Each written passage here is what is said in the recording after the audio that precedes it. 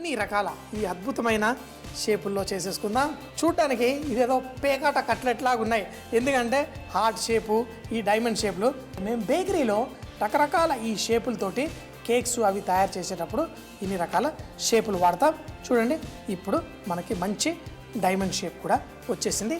ఇదే విధంగా ఈ పువ్వుల షేపులు ఇవన్నీ చేసేసుకొని దీన్ని పెనం పైన చక్కగా ఎలా ఫ్రై చేసుకోవాలో చూద్దాం. వంటలు మనం ఇంట్లో చేసేటప్పుడు కూడా ఒక్కొక్కరికి ఒక్కొక్క రకంగా ఇష్టపడతారు. కొంతమంది ఏమో ఇలా పెనం మీద కాల్చమంటారు, కొంతమంది ఏమో ఇలా వేడి నూనెలో ఫ్రై చేయమంటారు. అందులో మెంతులు వేసా కొంచెం చేదైతే ఉంటుంది, చేదు లేకుండా అస్సలు ఉండదు. మరి దీన్ని మీకు కరకరలాడుతూ కొంచెం చేదుగా ఉన్నప్పుడు కరకరలాడుతూ తినడం కోసం ఇలా సన్నగా మనం ప్రెస్ చేసుకొని కూడా చేసుకోవచ్చు. చూడండి, ఇలా మన మసాలా వడ ఎలా చేసుకుంటామో అదే విధంగా చేసుకొని మనం ఇటుపక్క నూనెలో మనం ఫ్రై చేసుకుందాం. చూడండి, 1 2. అయితే ఇలా లావుగా ఉన్న మనం నూనెలో ఫ్రై చేసుకోవచ్చు, కానీ ఇది కొంచెం ఎక్కువ టైం పడుతుంది. ఇటుపక్క పెనం ఉంది, ఈ పెనం పైన మనం నూనె పోసేసి చేసుకుందాం.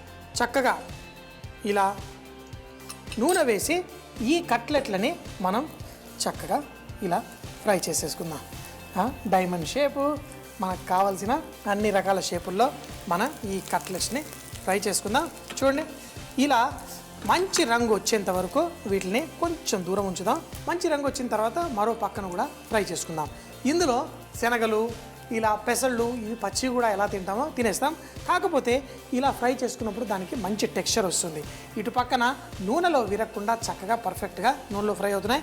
ఇది కరకరలాడుతూ భలేగా ఉంటుంది. ఈ విధంగా కూడా మనం షాలో ఫ్రై చేసుకొని తినొచ్చు. మరి మంచి రంగు వచ్చిన తర్వాత టేస్ట్ ఎలా ఉంటుందో చూసేద్దామా. ఒక సైడ్ ఫ్రై అయిన తర్వాత మరో పక్కకి చూసుకుందాం. మంచి రంగు వచ్చేంత వరకు ఫ్రై చేసేద్దాం. మరి వేడి నూనెలో ఎట్లాగైనా ఫ్రై చేసినప్పుడు కొంచెం తొందరగానే ఫ్రై అయిపోతుంది. మన మసాలా వడ ఫ్రై చేసుకున్నట్టు ఇదే మన ఈ మొలకెత్తిన గింజలతో మన వడ రెడీ అయిపోయింది. ఇది కూడా పర్ఫెక్ట్గా రెడీ అయిపోయింది. సో మరి ఇలా స్టవ్ మీద కూడా మనం చేసుకునేటప్పుడు కొంచెం మంచి రంగు వచ్చేంత వరకు వేయించుకుందాం. అయితే ఇలా మరో పక్కన కూడా మనకి క్రిస్పీ కావాలంటే దీన్ని కూడా ఈ విధంగా మనం ఇలా లావుగా ఉన్న సైడ్ కూడా ఈ విధంగా మనం ఫ్రై చేసుకోవచ్చు. డీప్ ఫ్రై చేసుకున్నాం, షాలో ఫ్రై చేసుకున్నాం. ఇలా టమాటో కెచప్ తోటి మీకు నచ్చిన సాస్ తోటి వడ్డించుకోవచ్చు. చూడండి, మనం నూనెలో ఫ్రై చేసుకుంటే ఇవి చక్కగా మసాలా వడ ఏంటి, శనగపప్పుని నానబెట్టుకుంది చేసుకుంది. ఇవి కొంచెం మొలకలెత్తిన మరి ఆ శనగలు, అలాగే దాంతోపాటు మనం పెసళ్ళు ఉన్నాయి, మన మెంతులు కూడా దీనికి మంచి రుచిని అందించాయి. సో మరి ఆ అద్భుతమైన రుచిని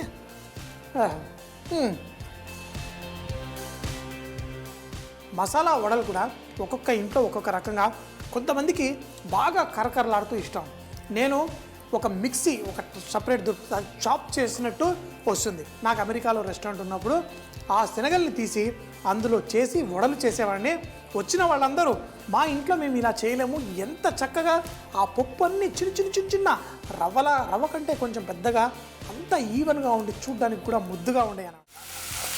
ఈ మునగాకు, ఈ కొంచెం వేడికి ఆకు, ఎలాగో మునగాకు మీకు తెలుసు ఎంత సాఫ్ట్గా ఉంటుందో. ఇదంతా కలుపుకొని ఇప్పుడు మన రాగి పిండి జల్లేసుకుందాం. అలాగే మన ఓట్స్ పిండి, ఓట్స్ మార్కెట్లో దొరుకుతుంది. దీని గురించి ఒకటి కాదు ఎన్నో అద్భుతమైన గుణాలు చెప్తారు. అంటే చాలామందికి ఈ కడుపు అప్సెట్గా ఉన్న వాళ్ళందరికీ కూడా ఈ ఓట్స్ తింటే చాలా బాగుంటుంది.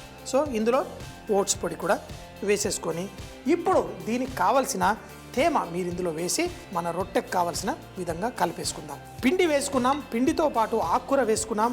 ఆకుకూరలో మునగాకు, అది నన్ను అడిగితే దేవుడు మనకిచ్చిన అద్భుతమైన ప్రసాదం మన మునగాకు. దీంట్లో మరి కొంచెం నీళ్లు చల్లేసుకొని మన ఈ పిండిని కలిపేసుకుందాం గట్టిగా. జొన్న రొట్టెని సులభంగా ఎలా ఇదివరకు మన షోలో చేసుకున్నాం అదేవిధంగా ఒక తడి గుడ్డపై మనం ఈ రొట్టె తయారు చేసుకొని మన పెనం పైన చక్కగా కాల్చుకొని కావలసిన పౌష్టిక విలువలతో అద్భుతమైన రుచితో ఈ ఎండుమిరపకాయలు కూడా చిన్నగా తాకుతూ భలేగా ఉంటుంది. ఇలా గట్టి మన చపాతీ పిండి కలుపుకున్నట్టు కలిపేసుకొని ఈ రొట్టె ఎలా చేయాలో చూద్దాం.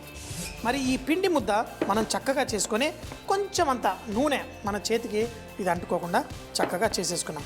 చూడండి, ఈ ఎండుమిరపకాయలు ఇందులోంచి అన్నీ బయటపడుతూ భలేగా ఉన్నాయి. మనం రొట్టెలా చేసుకోవడానికి మరీ చపాతీ పిండి కాకుండా కొంచెం పెద్దగా ఉండలు తయారు చేసేసుకుందాం. కొంతమందికి గ్లూటెన్ అలర్జీ ఉంటుంది. వాళ్ళందరూ కూడా ఎవరైతే గోధుమ పిండి మైదా పిండి తినలేరో వాళ్ళు ఈ ఓట్స్ ఈ రాగుల పిండిలతోటి రొట్టెలు చేసుకొని చక్కగా ఎంజాయ్ చేయవచ్చు ఈ విధంగా. అయితే హోటల్, నేను అమెరికాలో రెస్టారెంట్ నడుపుతున్నప్పుడు అక్కడ కొంతమంది అమెరికన్స్ వాళ్ళందరూ మేము మైదా పిండి తినలేము అలా అన్న వాళ్ళకి నేను ఇలా రాగి పిండితోటి, ఈ సజ్జ పిండితోటి, లేకపోతే ఇలా ఓట్స్ పిండితోటి రొట్టెలు చేస్తే వాళ్ళు ఎంత సరదా పడేవాళ్ళు. మాకు కూడా తెప్పించండి అని ఆ లోకల్ మన ఇండియన్ గ్రాసరీ స్టోర్లో వాళ్ళకి పేపర్ మీద రాసిస్తే వెళ్ళి ఈ పిండ్లు తీసుకొచ్చి ఆ రొట్టెలు చేసుకునేవాళ్ళు. ఎందుకంటే మైదా పిండి అలర్జీ ఉన్నవాళ్ళు మైదా పిండి తింటే వాళ్ళకి ఒంటి మీద దద్దులు ఇవన్నీ వచ్చేస్తాయి. రకరకాల ఈ పిండ్లతోటి మనం చక్కగా ఈ రొట్టెలు చేసుకోవచ్చు.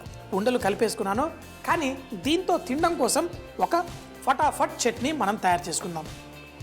సో మరి ఫటాఫట్ చట్నీలో కేవలం మనం పల్లీలు మనం ఉడికించాల్సిన అవసరం లేదు. పచ్చి టమాటా వేసేసుకున్నాను, కానీ పల్లీలు మాత్రం చక్కగా వేయించుకున్నాను. ఈ వేగిన పల్లీలని దీంతో పాటు వేసుకుందాం.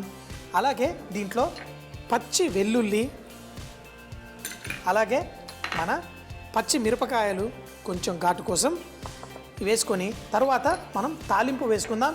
దీంట్లో కూడా మనం కొంచెం జీలకర్ర, ఆవాలు, తాలింపు కూడా అవసరం లేదనుకున్న వాళ్ళైతే ఆ జీలకర్ర, ఆవాలు అలాగే కరివేపాకు కూడా ఇందులో వేసేసుకొని చక్కగా ఈ చట్నీ ఈ రొట్టెలతో తిని ఎంజాయ్ చేయవచ్చు.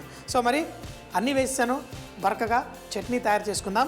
మరి మర్చిపోకుండా కొంచెం దీనికి కావలసిన ఉప్పు కూడా ఇందులో వేసేసుకోండి. చట్నీ రెడీ. మన రొట్టెల్ని కూడా ఎలా కుక్ చేసుకోవాలో చూసేద్దాం. తడిగుడ్డ ఒక మస్లిన్ క్లాత్లా వేసుకుందాం. మన ఈ పిండిని తీసుకుందాం. అయితే మన చేతుల్ని కొంచెం నీళ్లతో తడి చేసుకొని, ఎందుకంటే ఈ రొట్టె మీ అందరికీ ఈ ఓట్స్ ఏదైతే ఉందో దాన్ని అది చక్కగా దగ్గరికి పట్టుకొని ఉంటుంది. సో ఇందులో ఉల్లిపాయలు ఉన్నాయి, కరివేపాకు ఉన్నాయి. ఒకవేళ మనకి కొన కొంచెం విరిగిపోతున్నట్టు ఇప్పుడు చూడండి, నేను కావాలనేసి దీన్ని కొంచెం పాడు చేసేస్తాను షేప్. ఇప్పుడు ఈ కొన నాకు దీన్ని అడ్జస్ట్ చేస్తూ రావడం కష్టమైందంటే ఈ గుడ్డని ఈ విధంగా పెట్టేసుకొని చక్కగా దాన్ని ఈ విధంగా సెట్ చేసేసుకోండి. ఇప్పుడు మీకు ఈ కొన చక్కగా పర్ఫెక్ట్గా వచ్చేస్తుంది. ఇదే గుడ్డతోటి చూడండి, ఇప్పుడు చూడండి ఎంత చక్కగా వచ్చిందో. ఇప్పుడు మన రొట్టె రెడీ అయింది. మరొక్కసారి ఈ ఎడ్జెస్ని మనం ఈ కొనల్ని ఈ విధంగా చక్కగా చేసుకొని దీన్ని చక్కగా ఇలా సెట్ చేసుకుందాం. ఇదే విధంగా ఈ కొనల్ని కూడా ఇదే గుడ్డతోటి సెట్ చేసుకుందాం. ఇప్పుడు ఈ పెనం చక్కగా వేడి చేసి మనం దీంట్లో పర్ఫెక్ట్గా కాల్చేసుకుందాం. ఇప్పుడు మనం చేయాల్సింది ఏంటంటే ఇదే రొట్టె మనం రోల్ చేసుకొని దీనిపైన వేయాలంటే అది విరిగిపోతుంది, చెయ్యంతా మనకి అంటుకుపోతుంది. ఇప్పుడు ఈ రొట్టెని దీనిపైన మనం ఈజీగా వేసుకోవచ్చు. కొంచెం వేడెక్కిన తర్వాత మనం దీనిపైన ఈ గుడ్డని వేసేసి ఆ గుడ్డని స్లోగా తీసేద్దాం. మన రొట్టె పర్ఫెక్ట్గా వస్తుంది. ఇలా 5-6 రొట్టెలు చేసి టేబుల్ మీద పెడితే మన పిల్లలు చక్కగా ఎంజాయ్ చేస్తారు. చూడండి ఇలా వచ్చింది. దీన్ని ఈ వేడి పెనం పైన మనం ఇలా వేద్దాం. వేసిన తరువాత దీన్ని తీసేద్దాం. ఇలా మన జొన్న రొట్టె చేసుకోవచ్చు, ఈ రాగి రొట్టెలు, సజ్జలు దేంతోటైనా ఈ విధంగా చక్కగా చేసుకోవచ్చు. ఇప్పుడు దీన్ని కొంచెం కుక్ అయ్యేదాకా దీన్ని మనం జరపకూడదు. ఈ విధంగా కావాలంటే నూనె కూడా వేసి, మరి జొన్న రొట్టెలకి నూనె వేస్తారా? వెయ్యరు. నూనె లేకుండా తిన్నా చాలా బాగుంటుంది. సో మరి దీనికి నేను వేస్తున్నా, మీరు కాదంటే నూనె కూడా వేయకుండా చేసుకొని తిని ఎంజాయ్ చేయవచ్చు. 2 పక్కల మంచిగా కాలిన తర్వాత వడ్డించేసుకుందాం. ఓట్స్తో ఈ రొట్టెలు చాలా టేస్టీగా పర్ఫెక్ట్గా ఉన్నాయి. కొంచెం విరిగిపోయే విధంగా ఈ రొట్టెలు తయారవుతాయి, అయినా ఏం పర్లేదు, మనకు కావాల్సిన విధంగా చేసేసుకుందాం. ఇలా రొట్టెలు మీకు లావుగా కావాలంటే కొంచెం లావుగా కూడా వేసుకోవచ్చు. ముఖ్యంగా ప్రయాణాలు చేసేటప్పుడు కూడా ఇలాంటి రొట్టెలు ఎక్కువగా నిలువ ఉంటాయి, తినొచ్చు. దీన్ని మనం ఇటు పక్కన కాల్చేసుకుందాం. మరి ఈ రెడీ అయిన రొట్టెల్ని మనం కొంచెం ఇలా నూనె వేసేసుకుందాం. ఇటు పక్కన మన పల్లీల చట్నీ కూడా రెడీగా ఉంది.